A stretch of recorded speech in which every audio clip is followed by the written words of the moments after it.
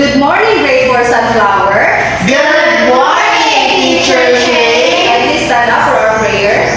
Darwin, please lead the prayer. In the name of the Father, and of the Son, and of the Holy Spirit, amen. Angel of God, my guardian dear, to hold God's lamp, commence me here. Ever we stay, we up to his side, to light and guard, to rule and guide, amen. In the name of the Father, and of the Son, and of the Holy Spirit, amen. Is everybody present today? Yes, teacher! Very good. So now, before you sit down, let us have an energizer first.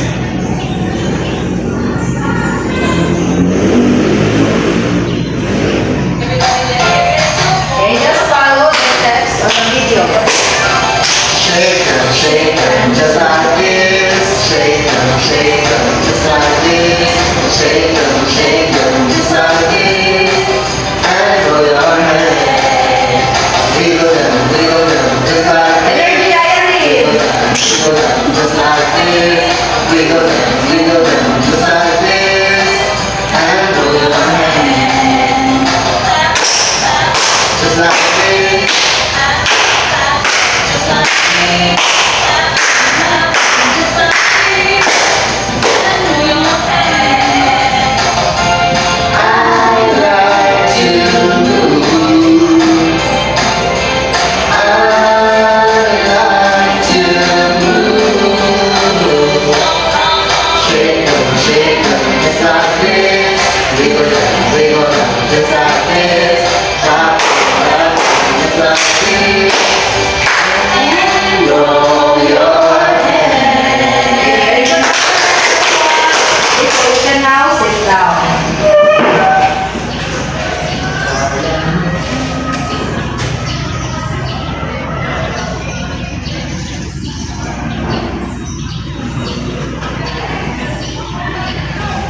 So now, to ensure a smooth flow of our discussion, anti-classroom rules. Okay, so, wala pa tayo currently class. Muna ato na sa gamiton, kaya wala kami teacher para sa ato ang PowerPoint presentation. Magpapala ba ninyo class? Yes, teacher! Good. Okay, so alin nato sa ato classroom rules. So first is, raise your hand before speaking or leaving your seat.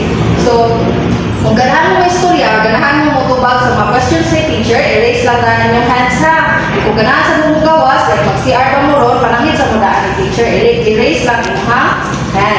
Then second is listen attentively to the teacher and your classmates. So kung magtabi si teacher din sa tubangan, ang sa inyong buhaton? Mami!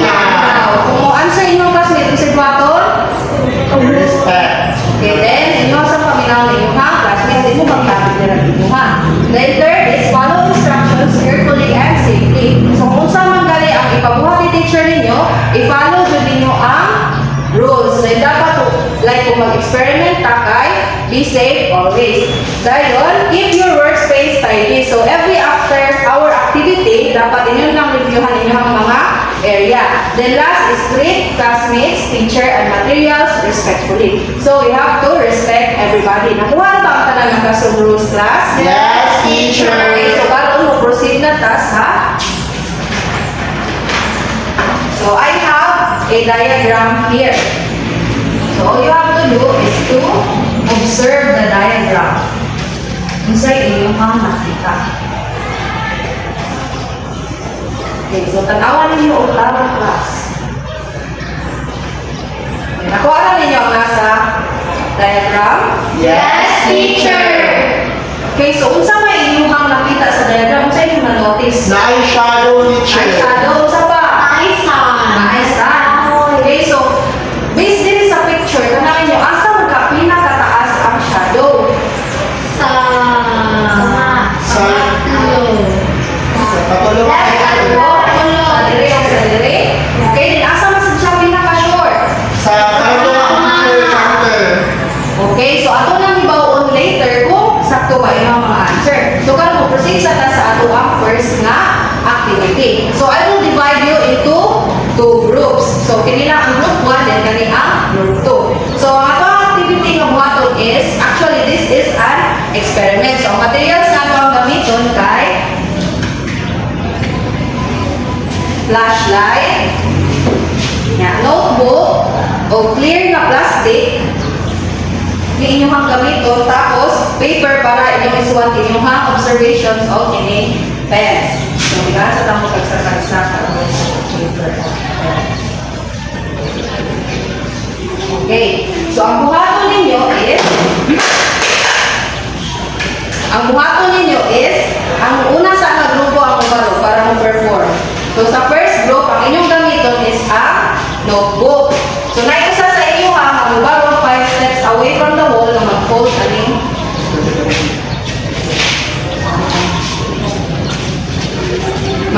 aning notebook. Then, ang usa, ang kadiri sa front, dahil itutok mo directly sa notebook ang flashlight, then observe what happens. So, tanawa ko sa inyong nakita sa likod. So, nag-observe ba ang group 2? Yes, teacher. Nakita rin mo sa inyong kitabo? Yes, teacher. Okay, so, sit down, group 1, and write your observations on the piece of paper na kung yata ganyan. So, karon is ang group 2 na po. So, stand up, group 2. So, bisa mo po sa clear plastic. O sa flashlight. Okay, so same lang ako sa group 1. Ang buhaton is tutok ang flashlight din. 5M? Okay, so observe. Unsay nakita mo? Tanawan ninyo. Okay. So, okay na? Okay na. Okay, so you can now sit down and write your observation.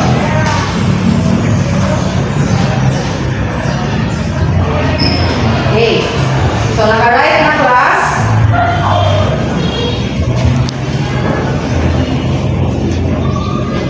Ngayon po, kumana mo ha. So, group 1, i-write ninyo observation ninyo sa inyong libuhat and ang group 2 as well. Ano, teacher?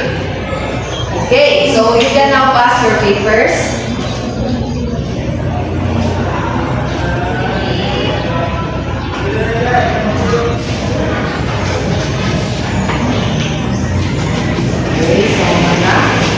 Okay, so now I have a question. So, unsay nakitabo pag gatong ang gigamit is notebook. Nine shadow. So, Nine shadow, teacher. okay, so shadow ka na form, no? So, what about sa katong clear na plastic? Walay shadow. So, walay shadow ka na form. So, nag-use ba mo sa ito ang experiment karon? Yes, So, teacher. nakapangutan na tanong, ano man ka kung ang notebook ang iwaga, naman siya ma-form shadow niya. Kung ang clear plastic ay wala. Okay, so karon, this morning, we will discuss about light and shadow. Okay, so ato ang topic this morning is all about light and shadow. Okay, so unsa man din light? Unsa man sa Bisaya? Haya. Ang shadow, unsa man sa Bisaya? Anino. Okay, so mao na ato ang i-discuss karon. Atong bawon karon, unsa man din light and shadow, unsay gamit ani nila.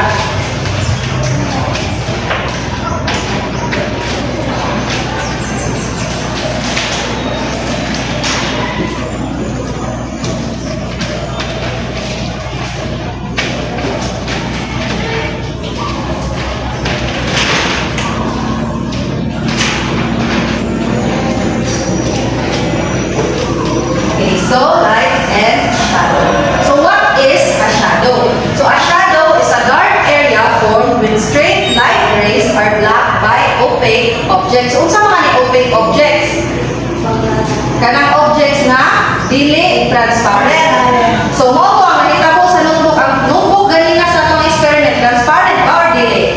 Dili. So ang nakita mo, naka-form siya o shadow. Kaya ang notebook is opaque object. So this is because opaque objects do not allow light to pass through. So di ba kung pareha sa notebook, iharangan ang light, no? Wala naka-lusot ang light.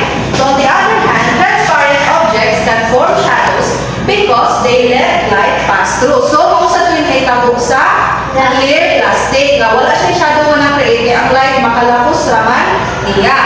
So in a day, the position of the sun in relation to the earth changes. So this is because the earth is rotating on its axis. So therefore, the direction of the rays of the sun also changes means shadows move or change in position. So mao ni nga ato nakita at tanawa sa first diagram. Na tungod sa pag-change sa position sa sun, nag-move or nagbalin-balin po nag-usap-usap ang shadow.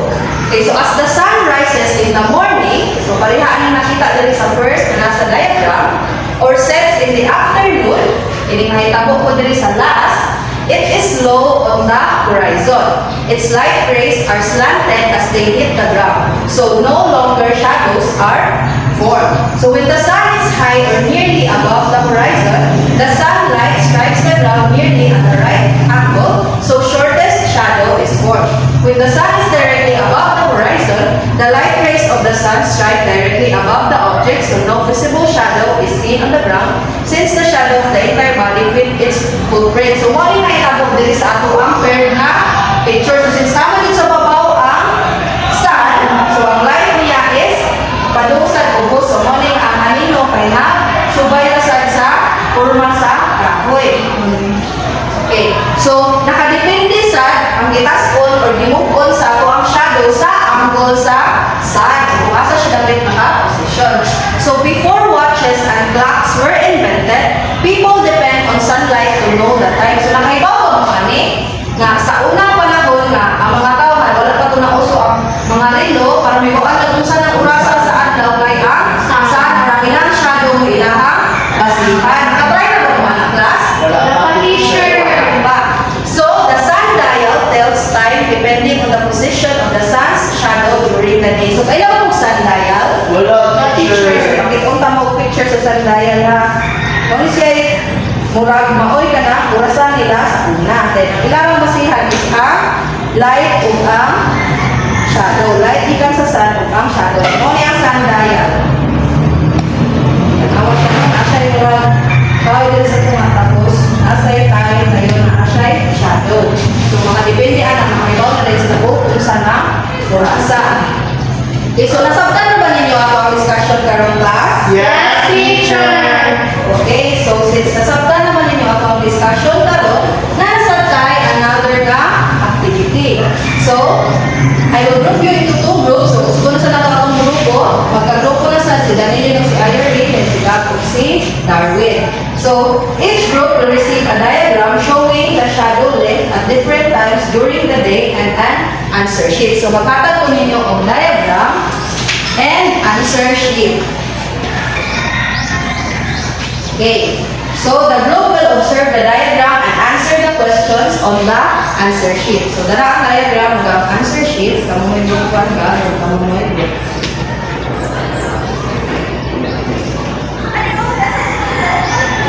Awan ninyo na, i-observe sa ninyo. Kung sa'yo na, then answer the questions na nasa answer sheet. After that, kay mag-sharing mo sa inyo ang answers dili sa front. Okay, so I will give you 5 minutes to do that.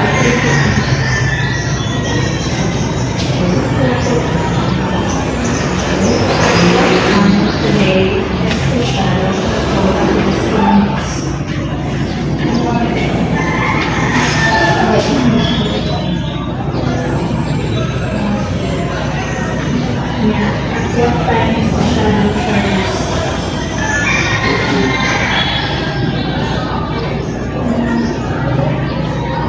Why is the shadow here?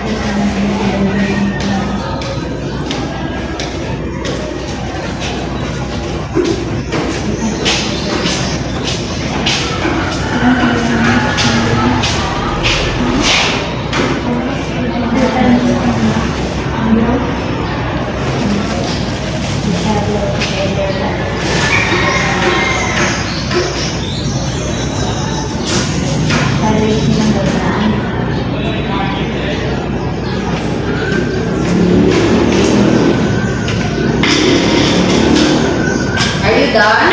Yeah. Okay, take your time lang class.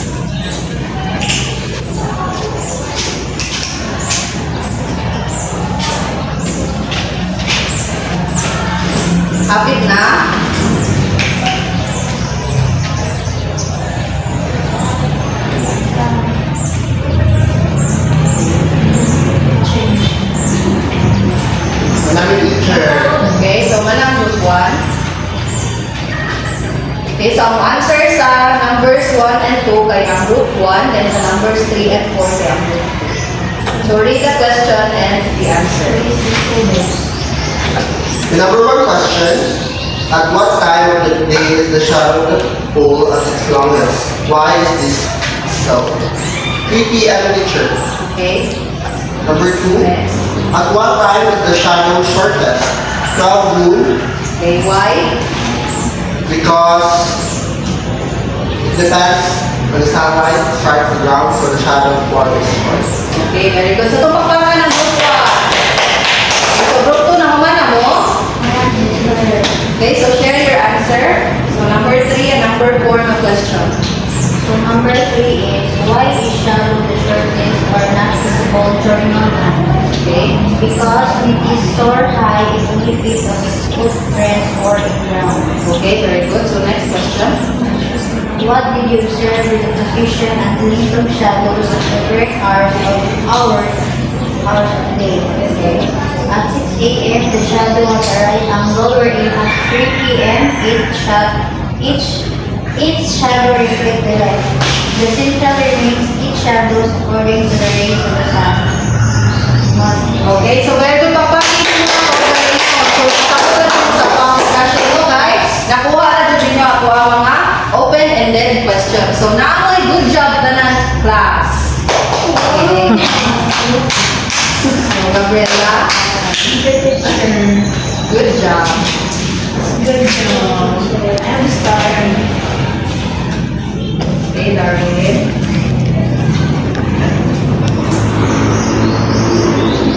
Okay. Okay.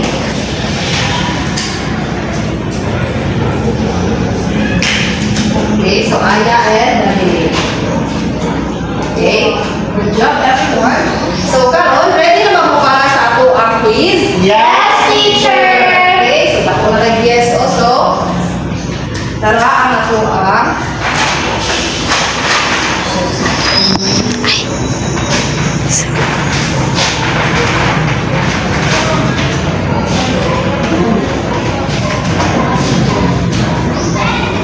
okay, so na-type 2 types sa inyong assessment. So the first one is true or false. Ang sunod kay multiple choice. So, you will answer this on a clean sheet of paper. Then read the directions carefully, class ha, kay para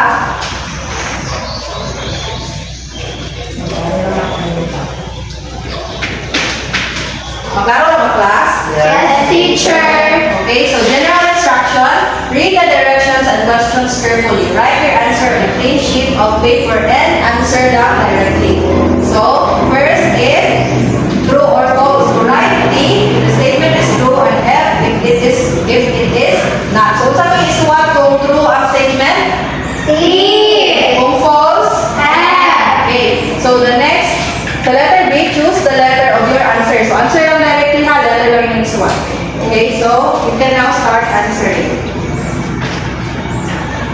I will give you 3 minutes to answer. Hindi na ako bumana ka, class.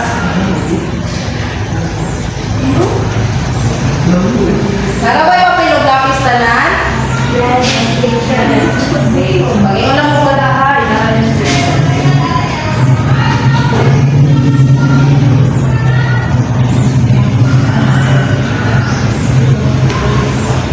Okay, so humana everyone. Okay, so karon mag-checking na tayo ta.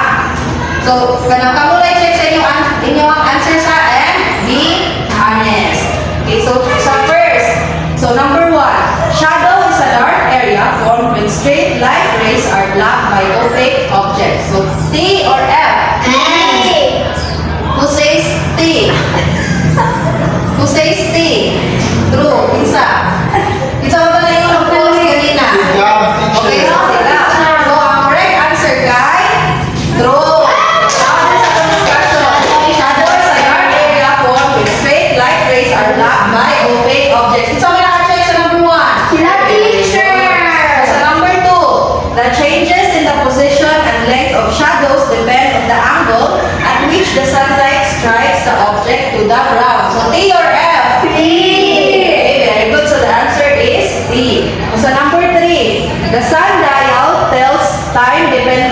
position of the sun's shadow during the day? T or F? Okay, very good. D. So, naka-check na tanan? Yes, Okay, teacher. so number 4, at noon, the sun is directly above your head and your shadow appears the longest. False. Oh, so ano ang false? Shortest. Very good. So sa number 5, the sun always rises in the west and set on the east. The sun F? Sa manjod, it's a may of T. T. It's a may of F. It's a may of F. Ikaw, Danilin. Okay, so the correct answer is sakto si Danilin. Ang answer is F. Kay akining west, ara mo set ang sun. Then ang east, kay ara mo Rise. rise. So ang east, unsa man siya sa Tagalog ay? O ni siya ang silangan. And ang west kay ang kanluran. And sa silangan man mo rise ang sun, then sa kanluran mo Set. set. Okay, so false ang number 5. Sorry na sa letter B. So in which position the sun can cast the longest shadow? Letter C. Letter C, are you sure? B, teacher. B kang ayay, ma? B. Letter B? Okay, so correct. Letter B. Kitaraw niya ang position sa sun. Dayon, strike siya diri. So, taas niya ang makas na shadow. So, sa number 2, what is the position of light rays such that objects will cast a longer shadow? Sideways. So, correct. It is letter B, sideways. So, number 3, opaque objects form shadows because they block. So, ang answer? Letter D? Okay, very good. So, sakto. Cover the light that hits them. So, di naman mo pass through ang light, ilang makalihan mo ay na-form nga shadow. Sa number 4, a boy draws his shadow at different times of the day. How will his shadow look at noon? Letter A. Very good. Shorter than the morning shadow. Okay, di ba? Basta noon, kay mo gamay na lang ang shadow, kay ang sun naasa directly above sa object. Okay, so sa number 5, which of the following tells time? Position of the sun. Okay, sakto si Gab. So, ang answer kay position of the sun. So, number 6, when the sun is behind you, your shadow is black. In front of you. Okay, very good. So, kung naang shadows, naang light sa imong luyo, ang shadow is nasa katubangan ay opposite man na siya nga direction. So, at what time of the day can you have the shortest Letter shadow? C. Ang sabi niya, 12 noon. So, ang sun kay nasa baba. So, the last number, the length of the shadow changes throughout the day because of the black. Positions of the sun. Okay, letter B, possessions of the sun. Okay, so teacher na perfect. Kami, teacher. Okay, very good. So, confidence everyone. Okay, so nakasabot din sa atong discussion, no? So, karon, I will give you an assignment. So, observe and record your shadow at 7 a.m., 12 noon, and 4 p.m. for 3 days. So, 3 na sunod-sunod na adlaw ha. Inyong ka-record inyong shadow, alas 7 sa buntag, alas 12 sa utoog, alas 4 sa hapon.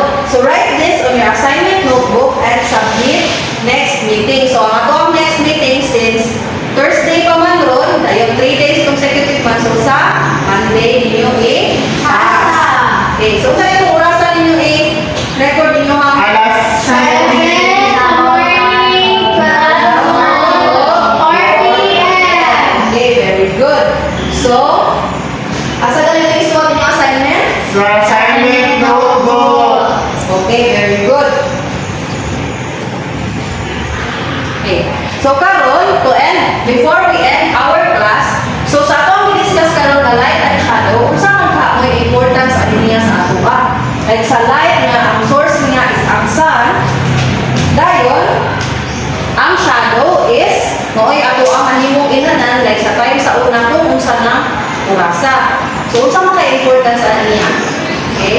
So Anyone who can share their answer? Aya? One teacher. It doesn't one half. It counts as five. Okay, so makatel siya sa 2 oras. So, any answer? Isa pa? Okay, Darwin? Okay, so unsa yung importance sa light and shadow or sa sun mismo nga mo'y source sa atong mga light? Parang one teacher ang sun kay makadetermine if kung saan ang oras sa karon niya kanang makuha sa lato mabilis sa limit atong palibot teacher. Okay, very good. So, clap your hands, everyone. Okay, so, last na lang dyan na question. So, how the sun affects our daily environment? Like, kung out lang sa ato ang discussion karon, so, unsa may epekto sa sun sa ato ka? Gab? Ang epekto po ng sun sa alcohol teacher is kanang makahatag man siya kanang lights na. So makahibaw ta kung kamusta na to kanang buhaton to mga activities na para dun sa bunta. Kung tag, like for example ka na maglaba, kaya di mo ta makalabag ka ng dili bunta kaya unsa man ato pag tanaw sa kanang buling. Okay, so, Danilin, your answer? So, unsa may epekto sa sun? Wala. Okay, so, akay ba nato ang atigaan ang importance sa sun? Yes, Sure. Kaya ato siya magamit sa ato ang kada adlaw. So, dili daw sa ang sun magamit nato para ma-determine ang time during day. Paghatag sa nila to siya o energy. And sa, yes, vitamins, na vitamins ang sun. Dayon, sa ato sa mga plants, di ba kinahanglan siya para ma-photosynthesis ang plants ay makaproduce o food. Okay. So, since inyo naman dun sa ato discussion karon, so please stand up for our prayer. So, Aya Lane, please lead the prayer.